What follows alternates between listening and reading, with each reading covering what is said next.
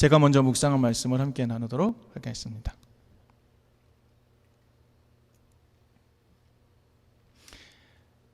어릴 때 읽었던 그리스 신화, 기억하십니까? 그리스 신화에 등장하는 크로노스라는 존재가 있습니다. 우리는 시간의 신으로 알고 있기도 하고 농경의 신으로 소개되기도 하는 신입니다. 크로노스가 자신의 아버지인 우라노스를 거세하고 물리쳐서 자기가 최고 권력자의 자리에 오르는 장면이 있습니다. 이 장면은 그리스 신화 최초로 나오는 친부 살해 서사를 보여주는 장면입니다. 아버지를 제거하고 권력자에 오르는 모습이죠. 여러분 다 기억하시듯이 이 크로노스도 결국 자신도 똑같은 운명을 맞게 될 것이다라는 신탁을 듣습니다. 그래서 자기 자식들이 자신의 권력을 빼앗을까 봐 두려워하죠. 그래서 아이가 태어나는 즉시 삼켜버립니다. 그래서 크로노스 이 그림을 보면 아이를 잡아먹는 장면들이 계속 등장을 하게 되죠. 그런데 그 크로노스의 누이이자 아내인 레아가 막내 아들을 빼돌려서 살려냅니다. 그 존재가 제우스입니다. 그런데 이 제우스가 성장해서 그의 아버지인 크로노스를 다시 한번 권력자의 자리에서 끌어내리게 되죠. 이 장면 역시 친부 살해 서사입니다. 이 이야기들에서 두 가지 중요한 개념을 볼 수 있습니다. 하나는 방금 언급한 친부 살해 서사입니다. 그리고 다른 하나는 무엇이냐면 크로노스 컴플렉스입니다. 이것을 자식 살해 서사라고 부르기도 합니다. 이 두 가지가 충돌하고 있습니다. 친부 살해 서사, 이건요 매우 중요한 은유입니다. 아버지는 무엇을 상징할까요? 기존 질서, 기존 권위, 기존 사회를 의미합니다. 그런데 여기서 아버지를 죽인다는 것은 어떤 의미일까요? 과거의 질서, 과거의 권위를 거부한다는 것이죠. 그리고 새로운 질서가 작동되는 새로운 세상을 연다는 의미가 되는 거죠. 또 하나 중요한 게 있습니다. 아버지를 넘어서서 주체로서 살아간다라는 의미를 담고 있는 것이죠. 새로운 세대가 이전 세대를 역전시키는 장면, 이것을 친부 살해 서사 안에서 발견할 수 있는 겁니다. 근데 이와 반대로 크로노스 컴플렉스, 이건 어떤 것이냐면 아버지가 자기 자신이 자식들에 의해서 권력을 잃을까 두려워서 자식들을 삼켜버리는 것으로서 자신들의 존재를 무시해버리고 자식들의 가능성을 무시해버리고 또는 자식들이 독립적으로 주체적으로 살아가지 못하도록 하게 하는 것을 의미합니다. 억압하는 거죠. 자식들을 억압해서 주체적으로 살아가지 못하게 하고 독립적으로 살아가지 못하게 하는 것, 자식 살해의 서사라고 할 수 있습니다. 많은 학자들이 우리 역사 속에서 이 장면이 있다라고 얘기를 하더라고요. 영조와 사도세자의 모습, 이것이 크로노스 컴플렉스를 보여준다 얘기합니다. 그런 것 같습니다. 이 두 이야기가 충돌합니다. 이 이야기의 충돌이 반복되면서 역사는 굴러가고 있습니다. 그래서 오늘도 반복해서 일어나고 있습니다. 오늘 우리나라 안에서 일어나는 모습을 한번 상상해 볼까요? 소위 우리는 세대 갈등이라는 얘기를 너무 많이 듣습니다. 이 상황은 어떤 상황인가요? 아버지 세대를 넘어서려는 새로운 역동을 가진 새로운 세대와 권위를 잃지 않으려는 아버지 세대, 이 힘이 계속 충돌하고 있지 않습니까? 근데 오늘 우리의 시점을 좀 더 구체적으로 한번 살펴보면 어떨까요? 오늘은요, 자식 살해 서사가 친부 살해 서사를 압도하고 있는 것처럼 보이지 않습니까? 오늘날 우리 세대의 아버지 세대는 부동산을 독점했죠. 자산을 독점했습니다. 직업을 독점했습니다. 그 아버지들이요, 그렇지 못한 자식 세대들을 힘으로 압도하고 있는 게 오늘날의 현실입니다. 바라기는 새로운 세대의 새로운 서사가 이전 세대를 대체할 수 있기를 강력히 바라지만 그것이 너무나도 힘들다라는 것, 우리는 오늘날 우리의 모습에서 충분히 살펴볼 수 있습니다.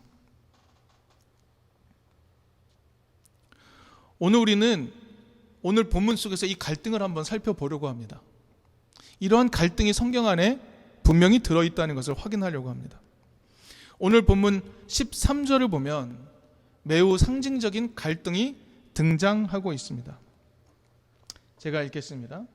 환성과 통곡이 한데 뒤섞여서 소리가 너무나도 크고 시끄러웠다. 그 소리는 멀리서도 들을 수 있었으나 어느 누구도 환성인지 통곡인지 구별할 수 없었다. 환성과 통곡이 한데 뒤섞여서 울려 퍼지는 장면이 등장을 합니다. 환성의 주체는 누구일까요? 환성을 지르는 주체. 오늘 본문 내용을 보면 새로운 성전을 다시 짓기 위해서 오늘의 예식을 주도하고 있는 세력이겠죠. 새로운 세대입니다. 반면에 통곡의 주체는 누구입니까? 이들은요, 오늘 본문을 보면 첫 번째 성전, 즉 옛 성전을 기억하는 세력입니다. 오늘 본문은요, 이 갈등을 아주 생생한 필체로 그려내고 있는 겁니다. 여러분, 오늘 본문에서 이 내용이 왜 여기에 들어있어야 될지를 상상하면서 한번 이야기를 따라가면 좋겠습니다. 왜 굳이 이러한 이야기를 이 본문 사이에 넣었을까요? 왜 이러한 갈등이 있다는 것을 본문 사이에 기록해 놓았을까요? 오늘 본문을 이해하기 위해 우리는 조금 더 넓은 그림을 한번 살펴봐야 합니다. 오늘 본문은 어떤 내용이냐면요, 바벨론의 포로로 잡혀갔던 사람들이 다시 돌아옵니다. 돌아와서 무너진 예루살렘 성전을 다시 짓기 위해 공사를 시작하는 장면이 오늘 본문의 배경인 겁니다.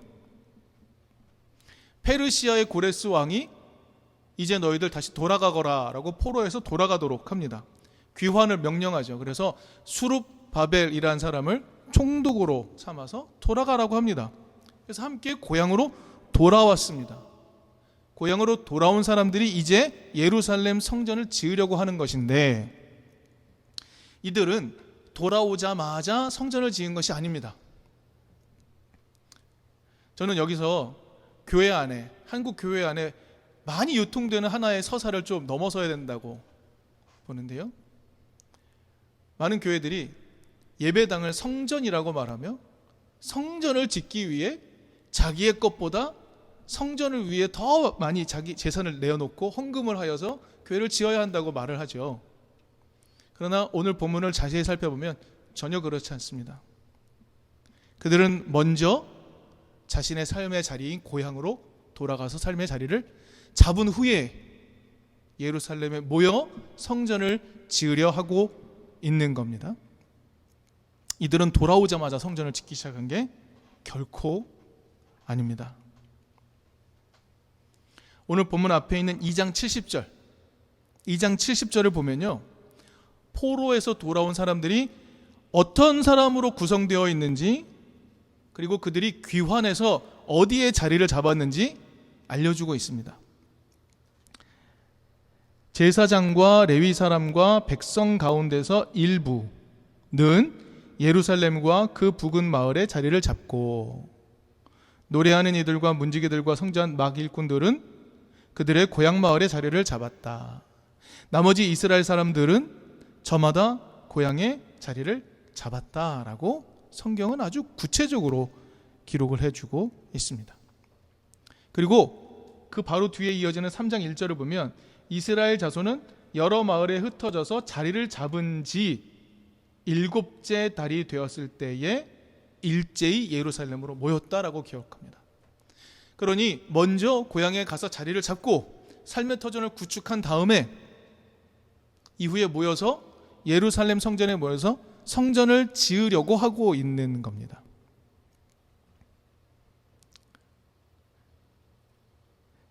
오늘 2장 70절에 나오는 내용을 좀 돌아가서 그 배지를 좀 잘 살펴봅시다. 권력의 중심부가 되는 예루살렘에 누가 자리를 잡았다고 이야기했습니까? 제사장, 레위 사람, 백성 가운데 일부라고 합니다. 이들은 어디에 다시 등장하냐면 3장 12절에 다시 등장을 합니다. 고스란히 등장을 합니다. 첫 성전을 본 나이 많은 제사장들과 레위 사람들과 가문의 우두머리들, 이들이 예루살렘에 자리를 잡았습니다. 다르게 말해볼까요? 예전에 권력을 잡았던 자들, 그들이 다시 예루살렘을 장악합니다. 그런데요, 그들은 실패자들이잖아요. 한 세대 실패했던 사람들이잖아요. 그래서 그들은 이빨 빠진 호랑이로 존재하고 있습니다. 옛날의 영화에는 사로잡혀 있지만 정작 힘을 쓸 수 없는 사람들로 보이는 겁니다. 그런데 이들과 달리 각자의 고향으로 돌아가 자신의 삶의 터전을 세우고 예루살렘으로 모인 새로운 이스라엘 세대들을 어떻게 움직이고 있는지 우리는 본문을 통해 좀 더 자세히 살펴봐야 합니다. 3장 1절을 보면 이렇게 말합니다. 이스라엘 자손들은 여러 마을에 흩어져서 자리를 잡은 지 7째 달이 되었을 때에 일제히 예루살렘으로 모였습니다.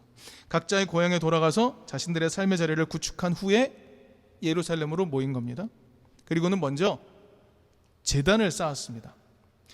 여러분, 구약이 말하는 제사, 우리 이든교회에서 어떻게 이해하고 있습니까? 제사는 하나님과 그의 백성 사이에 화해시키는 목적인 겁니다. 하나님과 그의 백성을 화해시키려는, 관계를 회복시키려는 목적이 제사입니다. 그래서 그들은 먼저 제단을 쌓고 하나님과 관계 회복을 위해 제사를 열심히 드렸습니다. 3장 6절을 보면 이런 말이 나옵니다. 성전의 기초는 아직 놓여있지 않았지만 그들은 제사를 드렸습니다. 제단을 먼저 쌓아놓고 제사를 드리기 시작합니다. 그리고 동시에 그들은 차곡차곡 성전을 지을 준비를 합니다.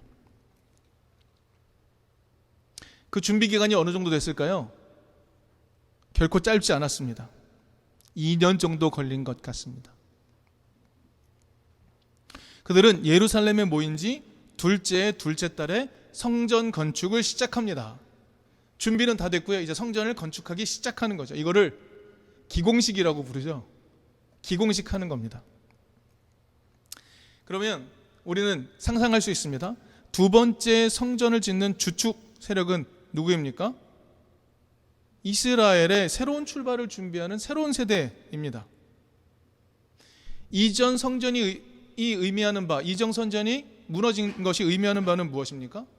조상들이 실패했다는 거죠.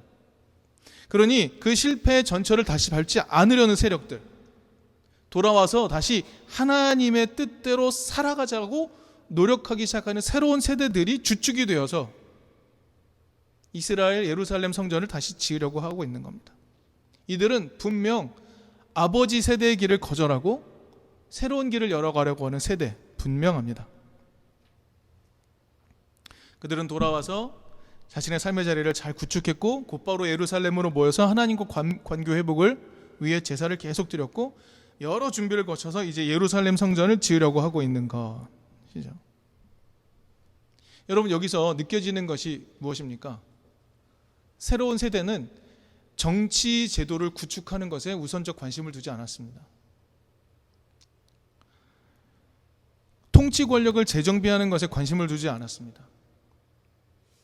권력 다툼하는 것에 먼저 관심을 두지 않았고 하나님의 뜻을 다시 잘 받들기 위한 것에 관심을 두었습니다. 아버지 세대들이 걸었던 길에 관심을 두지 않았고 하나님께 관심을 두기 위하여 거기에 먼저 방향을 설정하고 움직이기 시작했던 것이죠. 이제 예루살렘 성전을 짓기 시작하려 합니다. 그들이 얼마나 감격스러웠을까요? 이제 새 시대가 열리는 겁니다. 얼마나 감격스러웠겠습니까? 그래서 그들은 집 짓는 일꾼들이 주님의 성전 기초를 놓을 때에 노래를 부르기 시작했습니다. 11절을 보면 그들은 서로 감격을 주고받으면서 노래를 불렀죠. 주님은 어진 분이시다. 언제나 한결같이 이스라엘을 사랑하신다. 감사 찬송을 부르기 시작합니다. 새로운 세대들이 이 노래를 주도하고 있는 겁니다. 자, 그럼 이 순간에 예전의 기득권으로 인해서 예루살렘의 자리는 잡았어요. 하지만 이빨 빠진 호랑이 노릇을 하고 있는 나이 많은 세력들은 어떤 느낌을 갖게 될까요? 그들도 기뻤을까요? 여러분 어떻게 생각하십니까?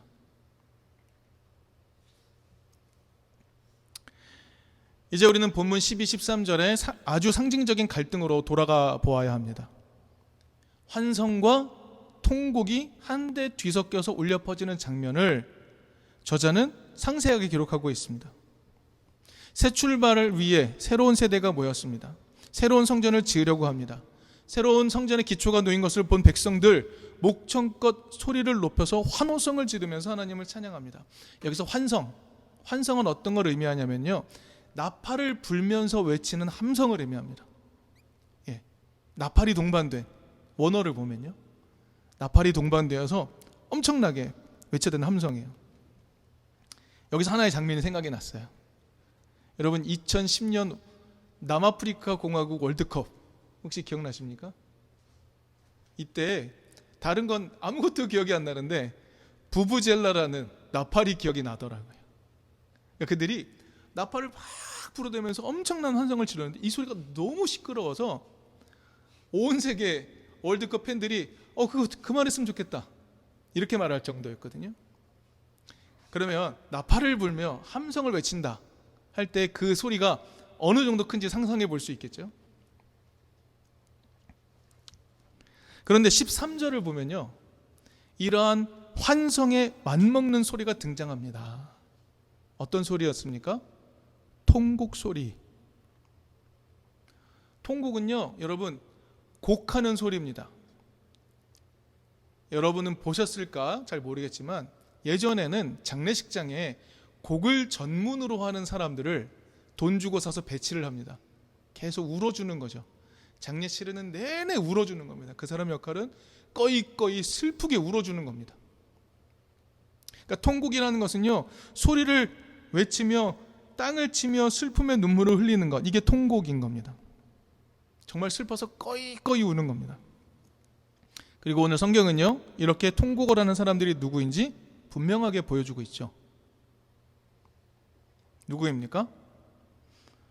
첫 성전을 보았던 나이 많은 제사장들과 레위 사람들과 가문의 우두머리들입니다.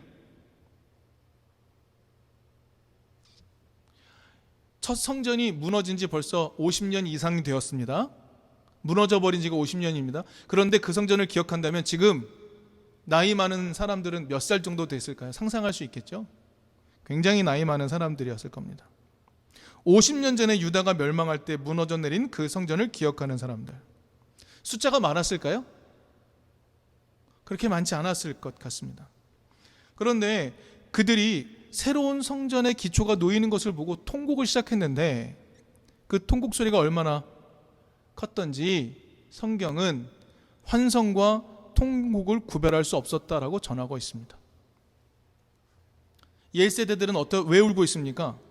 자신들이 잃어버린 기득권을 추억하면서 억울해하면서 아쉬워서 통곡을 하고 있는 겁니다. 성경은 왜 굳이 이 두 세대의 갈등을 생생하게 그려 넣었을까요?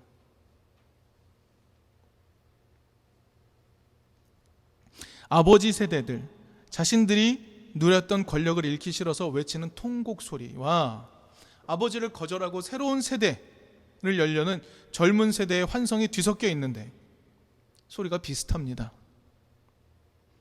거의 비슷한 규모로 울려 퍼지고 있습니다. 무엇을 의미하는 것일까요? 여러분, 아버지 세대들의 힘이 이렇게 강합니다. 소수일지라도. 젊은 세대들이 새로운 길을 열려고 할 때 그들을 가로막는 아버지 세대들의 힘이 이렇게 강고합니다. 성경은 아마 그것을 보여주고 있는 것 같습니다.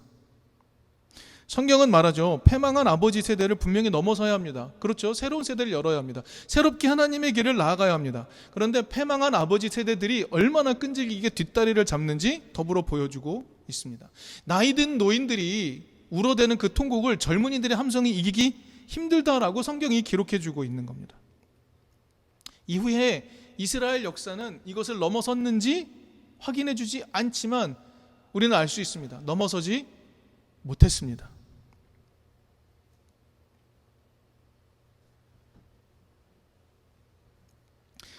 이제 우리는 예수에게로 좀 돌아가 보려고 합니다. 예수가 사람들에게 보여주었던 것은 무엇이었습니까? 새로운 하나님 나라였습니다. 새로운 하나님 나라의 가능성이었죠. 저는 예수의 첫 번째 기적이 상징하는 바를 매우 중요하게 여깁니다. 요한복음이 예수님의 첫 번째 기적을 소개해 줍니다. 무엇입니까? 가나의 혼인잔치가 계속되도록 했던 것. 가나의 젊은이들의 혼인잔치가 사람들의 축복 속에 계속 되도록 했던 것. 이것을 첫 번째 기적으로 우리에게 소개합니다. 이것은 매우 중요한 의미를 담고 있습니다. 예수의 첫 번째 기적, 의미는 무엇입니까? 새로운 세대에게 그들을 더 이상 사람들이 비난하지 못하도록, 술이 없어? 준비도 안 했네? 비난하지 못하도록 그들의 축제가 계속 이어지고 그들의 새로운 출발이 동력을 얻을 수 있게 하기 위해 예수는 첫 번째 기적을 베풉니다. 예수의 첫 번째 기적이 상징하는 바는 새로운 세대를 향하여 격려하는 겁니다. 너희들이 하나님 나라의 주체가 될 것이야. 너희는 아버지 세대를 넘어설 수 있을 거야. 격려하고 요청하는 것이 예수의 첫 번째 기적이라는 것을 우리는 기억할 필요가 있습니다. 아버지 세대는요, 자신의 이득을 잃어버리면 대성통곡하며 다시 되찾으려고 합니다. 그러나 그들을 넘어설 수 있어야 새로운 세대가 열리는 법입니다. 세계의 역사 속에서 모든 혁명은 그렇게 일어났었습니다. 물론 그 혁명이 완수되지 못하고 또 다른 혁명으로 인하여 또 다른 새로운 세상이 열리는 것 같지만 아버지 세대를 넘어서지 못하면 혁명은 열리지 않습니다. 그 상상력을 가져야 합니다. 앞에서 이야기했듯이 오늘날 우리의 시대를 보면 우리의 시대는 아버지 세대가 자식 세대들을 억압하고 있는 세대입니다. 분명히 그러합니다. 그러나 자식 세대들이 아버지 세대를 넘어서려는 상상을 하지 못하면 새로운 세대는 결코 열리지 않습니다. 에스라는 이 갈등을 선명하게 보여줍니다. 새로운 나라가 출발되는 것 같지만 거기에도 여전히 갈등이 있는 것이 그것을 보여주고 있습니다. 쉽지 않습니다. 그러나 예수는 오늘 우리에게 또 다른 세계를 보여줍니다. 너희들 해낼 수 있을 거야. 아버지 세대를 넘어설 수 있어. 격려하는 것으로 그의 사역을 시작한다는 것. 그렇게 사셨다는 것. 그 길을 위하여 우리를 초청하고 있다는 것. 이것을 우리는 기억할 필요가 있는 것입니다. 예수는 새로운 세상을 여는 방법을 무엇이라고 이야기해 주셨습니까? 사랑이라고 이야기해 주셨습니다. 예수는 특별한 어떤 새로운 것을 이야기해 주지 않았습니다. 새 계명을 너에게 준다 라고 했지만 예수는 사랑하라는 것이었습니다. 우리가 오래도록 들어온 것 같았지만 예수는 그것이 새로운 것이라고 우리에게 말씀하십니다. 예수는 사랑으로 새로운 세대를 열 수 있다고, 아버지 세대를 넘어설 수 있다고 이야기합니다. 맞습니다. 아버지 세대는 시간이 가면 갈수록 탐욕으로 가득 차게 됩니다. 그들은 사랑을 잃어버릴 수밖에 없는 삶의 구조를 가지고 있습니다. 그러나 새로운 세대가 진실하게 서로 사랑하기로 결정하고 사랑의 힘으로 무장하기 시작하면 우리는 반드시 새로운 세대를 열 수가 있는 것입니다. 그것을 기억하는 우리들이 될 수 있기를 바랍니다.